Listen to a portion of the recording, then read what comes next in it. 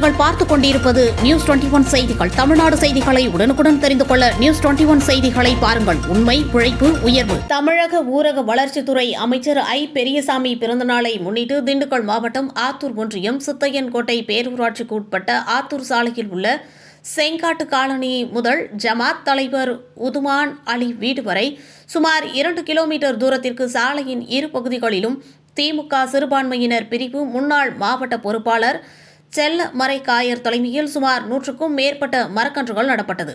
இந்நிகழ்ச்சியில் சித்தையன்கோட்டை பேரூராட்சி தலைவர் போதும் பொண்ணு முரளி, பேரூராட்சி செயல் அலுவலர் ஜெயமாலு மற்றும் வார்டு உறுப்பினர்கள், திமுக நகர செயலாளர் சக்திவேல் மற்றும் ஊர் பெரியவர்கள் உதுமான் அலி, ரசூல் மைதீன், ஷேக் தாவூத் உட்பட திமுக ஒன்றிய நகர மற்றும் பேரூராட்சி பொறுப்பாளர்கள், கட்சி தொண்டர்கள் உட்பட ஏராளமானோர் கலந்து கொண்டனர். நியூஸ் 21 செய்திகளுக்காக திண்டுக்கல் ஆத்தூர் செய்தியாளர் PS பக்ருதீன்.